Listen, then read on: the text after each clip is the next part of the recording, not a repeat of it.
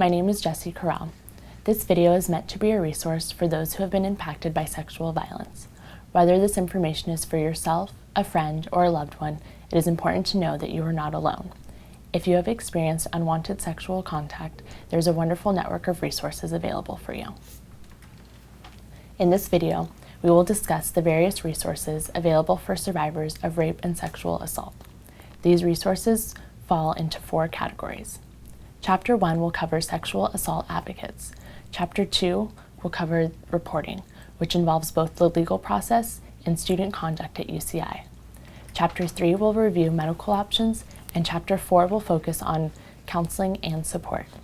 These categories are segmented into chapters so that you can easily find the information you are looking for. Feel free to review the chapters as often as you need to. The information provided in this video is a basic overview of available resources.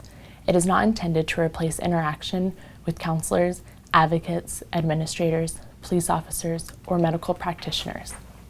You are encouraged to consult with these professionals with any questions that you may have. The video contains a lot of information from several different resources, and we realize that you may feel overwhelmed. You can come back at any point in the future and rewatch sections at your own convenience. This chapter is focused on the role of sexual assault advocates. They are trained to provide emotional support, offer information, resources, referrals, and help you develop a plan of action.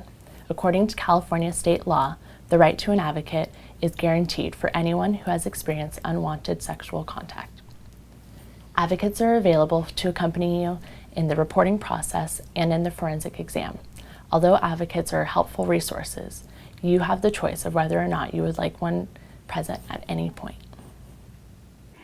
Hello, my name is Brenda Titus, and I'm the Supervisor of Sexual Assault Victim Services with the Victim Assistance Program at Community Service Programs. Your contact with our Rape Crisis Center can come in one of 2 ways. You can call our 24-hour hotline at area code 949-831-9110 and speak to a state-certified sexual assault counselor who can answer some of your questions and concerns regarding your choice to report this crime to law enforcement. Should you choose to report, the police agency that you report to is required by law to dispatch a sexual assault advocate to accompany you during your forensic medical exam. It is our duty to ensure that your rights are respected and to provide you with emotional support during the exam and interview process. Upon completion, advocates can provide you with shelter referrals, emergency relocation, one-on-one crisis counseling, support group information, self-defense training information, referrals to community resources, and we can assist you with your information about your victims of crime compensation claim. All of these services are free of charge and are confidential. If the Orange County District Attorney's Office files charges regarding your case, a sexual assault advocate will support you and accompany you during interviews, as well as court proceedings and your testimony in court. Advocates can also assist you through the student conduct process. Of course, the choices to report a sexual assault, undergo a forensic medical exam, participate in court proceedings, and have an advocate present throughout the process are entirely up to you. If you are sexually assaulted, an advocate is always available to assist and support you.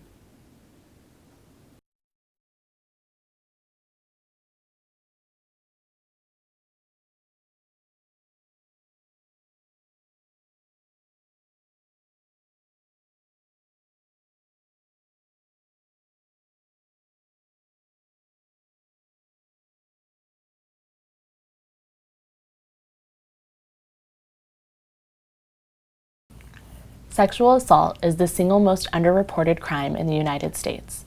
This next chapter in the video will give you an overview of the legal process, from the first contact with police officers all the way through investigation and the criminal trial.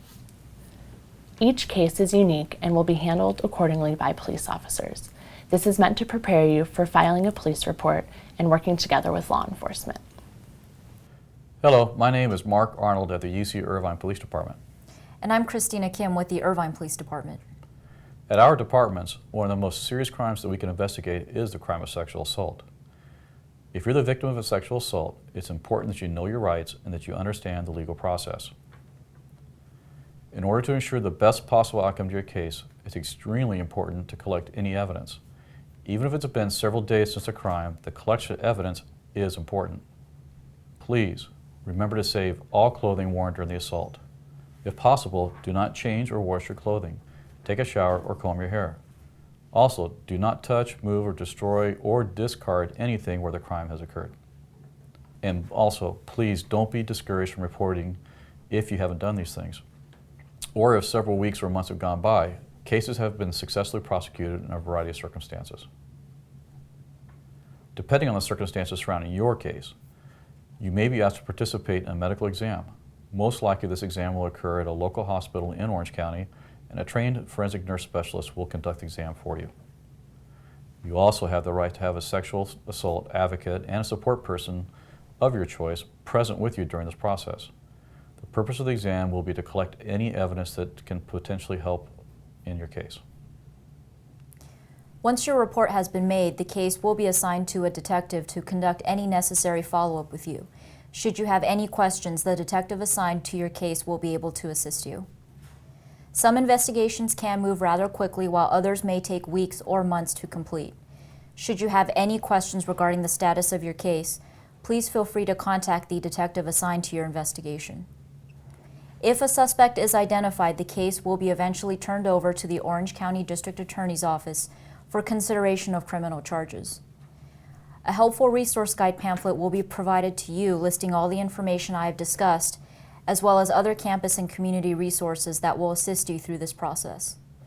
You can also visit the UCI Police Department website at www.police.uci.edu for more information and resources. We understand that being involved in this type of crime can be a very traumatic experience. We are committed to helping you through this difficult time by providing you with the information needed to help you through this process. As a UCI student, you also have the option of informing the university. The university can pursue disciplinary action if the person who assaulted you is also a UCI student. The Office of Student Conduct operates separately from the UCI Police Department and can impose a wide range of sanctions if a policy violation is found. These sanctions are intended to protect you and the rest of the UCI community. In this chapter of the video, you will learn about the adjudication process through the Office of Student Conduct. Hello, my name is Edgar Dormitorio, and this is my colleague Nicole Inouye, and we're from the Office of the Dean of Students with Student Conduct. Our role on the campus is to hear and decide on cases where students may have violated school policy. Some of the more serious incidents on the campus are allegations of sexual assault. For students who have been a victim of a sexual assault, we understand this may be a stressful situation and many things may be going through your head. We encourage you to seek support from friends or resources on campus, such as the Campus Assault Resources and Education or CARE office. The decision to report your incident to the police or student conduct is entirely up to you and should be made when you are ready to come forward. The earlier a report is made, the sooner we may be able to better assist you. The process for handling sexual assault conduct cases is different than the criminal court process. Our role is to determine whether or not a violation of policy has occurred and the types of disciplinary action that can be imposed. You should be aware that the criminal courts will be looking for proof beyond a reasonable doubt, while our conduct process will be making a determination on the preponderance of the evidence, or whether it is likely that a violation occurred based on the evidence. If it is likely that a violation occurred, then the student can face a range of sanctions, including suspension or dismissal from the university. While this process is underway, we will often direct the alleged student to stay away from you until a decision has been made. You should know that you may be asked to participate in the Student Judicial Review Board process. If this case is resolved through a Student Judicial Review Board hearing, you may be asked to participate at the hearing. We realize that this may be a difficult situation for you, so we encourage you to contact us or the CARE office to learn more about the hearing process. If you decide to file a report with the UCI Police Department, please instruct them to forward the report to our office, and we will contact you to follow up on the case. You can also file a report with us directly by contacting us at 949-824-5590. If you are unsure about this process, we encourage you to contact the CARE office to find out about more information. We're concerned about the safety, health, and well-being of all of our students at UCI. If you have been a victim of sexual assault, we encourage you to seek support and educate yourself on the issue. The following chapter of this video will cover forensic exams and the medical options for sexual assault survivors.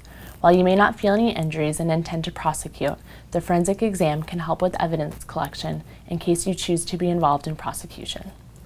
The exam offers treatments for any injuries and treatment for the prevention of sexually transmitted infections and pregnancy. Hi, my name is Melinda Wheeler, and I'm the Director of Forensic Nurse Specialists.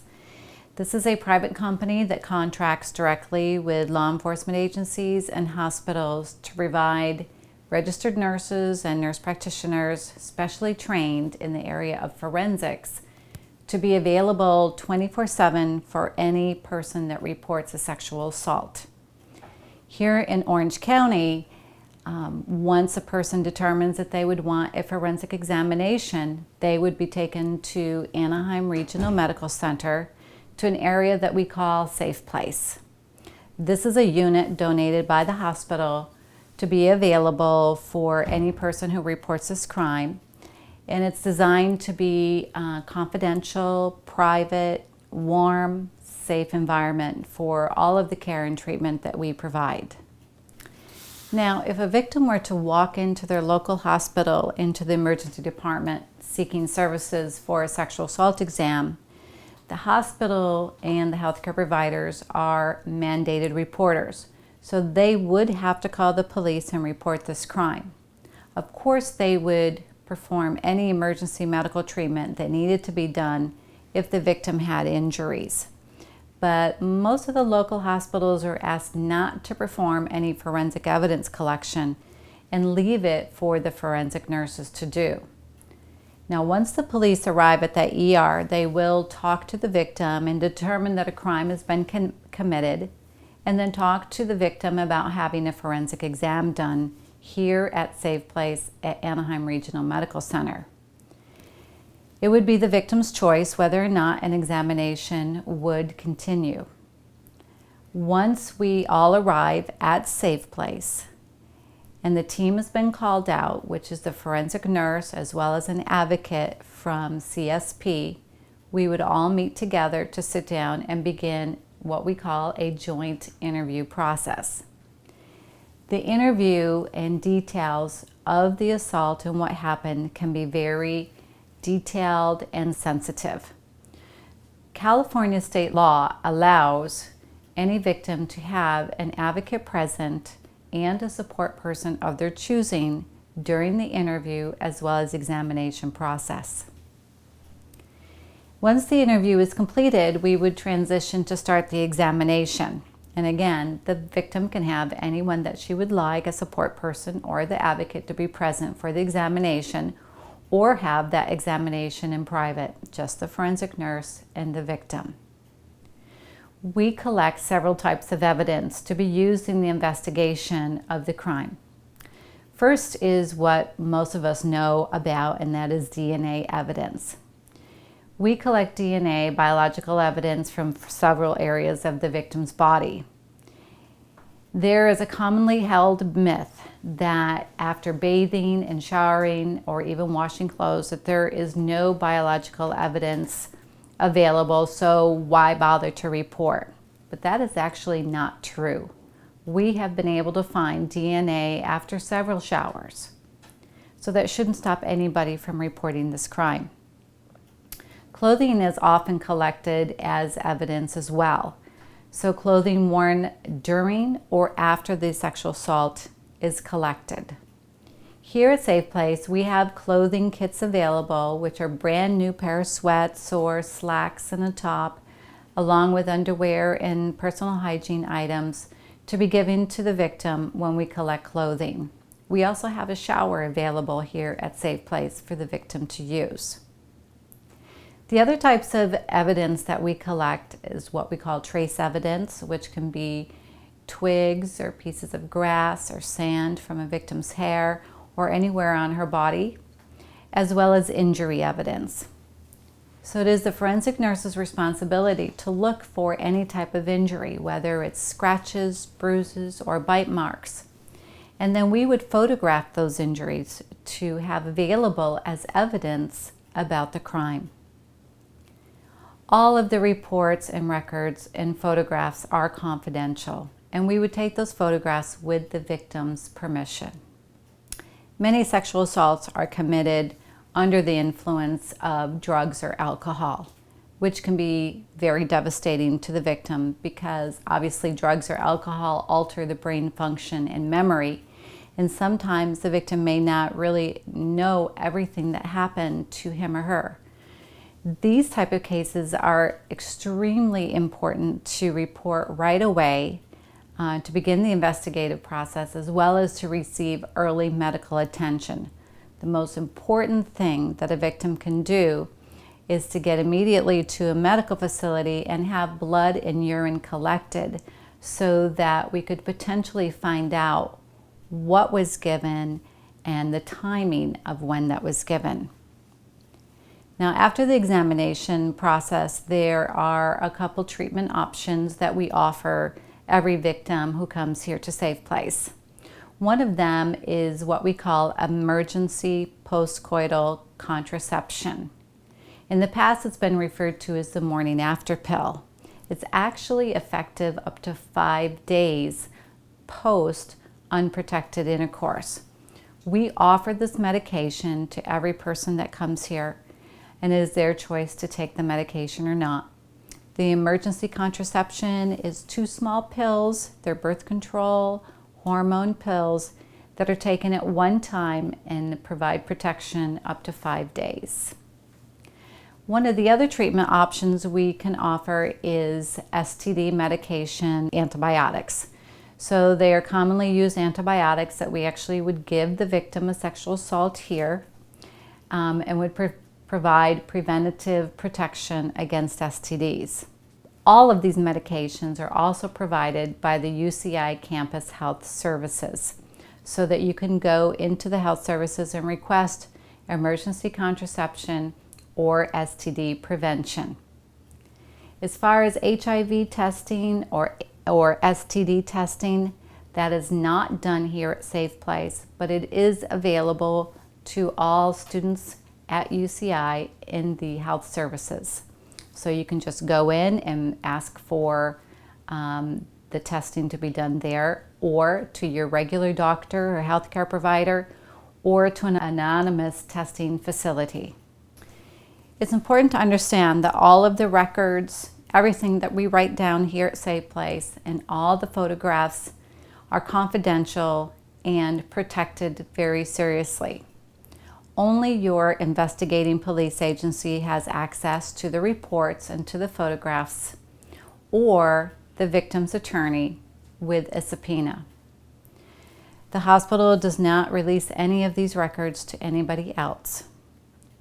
The investigation is an important part of solving the crime and making the responsible person held accountable for what happened. One of our main priorities here is the well-being and health care of the person who's been sexually assaulted. The emotional impact of sexual assault can be very difficult for a survivor. In this chapter of the video, we are going to discuss counseling resources and their role in helping a survivor cope with their feelings. Although the experience of sexual assault is different for everyone, talking to a counselor can be a very helpful step in the healing process. Hi, my name is Dr. Mandy Mount of UC Irvine's CARE office. CARE stands for Campus Assault Resources and Education. Our office provides campus education for issues of sexual assault, dating and domestic violence, and stalking. We also provide resources for individuals who may have experienced unwanted sexual contact. In addition to many written materials that we have in our office and on our website, we also provide counselors that can offer confidential counseling and support for survivors. Whether a person has experienced something recently, or even if some time has passed since the incident occurred. Many people have never considered what kinds of feelings they might have after experiencing unwanted sexual contact. Sometimes people may experience feelings that are just like what they might expect, but other times they are surprised by their reactions and they wonder about normal ways of moving through the healing process. The truth is that reactions can and will vary from person to person. You're likely to be dealing with many different reactions, such as changes in sleeping or eating patterns, headaches, stomach aches, or heightened startle reactions. You might also experience a range of emotions, including anxiety, anger, numbness, depression, difficulty with concentration, or with trusting others. Sometimes people experience flashbacks or nightmares related to the incident. It's important to recognize that these challenges are unique to trauma, and you may be helped by working with someone who's experienced in managing these reactions. A counselor can help you explore the impact of your experience, make sense of what you're feeling, and help you connect with other sources of support. A counselor can also assist your decision-making, inform you about your options, and help prepare you for what might happen in the future. Your counselor can be an important ally as he or she provides you with information that will help you make the best decisions for you. When an assault occurs, it's natural to wonder why. Many survivors question whether they could have caused or prevented the assault. It's important to remind yourself that you are not responsible for the assault. Sexual assault is an act of aggression that is committed by another person, and you did not invite or deserve what happened. At CARE, students can receive individual or group counseling services. Counselors are also available at the Counseling Center, where you can walk in for a same-day appointment. When you set up an initial appointment, your counselor will want to know a little bit about what happened and might ask you some questions about your history. Your counselor understands that you may feel uncomfortable with some parts of the story, and it's up to you to share at your own pace. Counseling is intended to provide you with support and to feel like a safe and comfortable place to heal. So you should ask your counselor any questions up front that might help you feel more at ease. Your counselor will not force you to make any decisions that you're uncomfortable with unless your safety or another person's safety is at risk. You should remember that your counselor's role is to help you, and he or she can do this better with as much information as possible.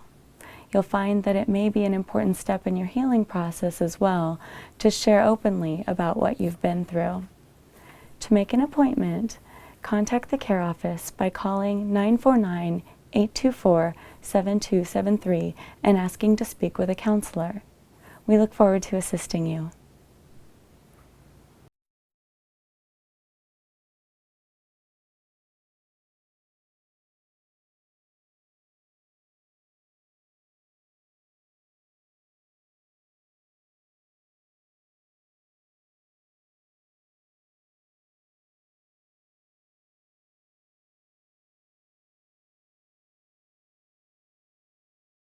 In this video, you were provided with information on victim advocates, the legal process, student conduct, medical options, and counseling resources. If you have been in contact with the UCI PD or Irvine PD, you should be provided with a brochure listing the contact information for the organizations covered in this video. You can also get this information at www.care.uci.edu. It is important to know that all of these resources are available to assist you in any way that they can. And always remember, what happened to you is not your fault, and you are certainly not alone.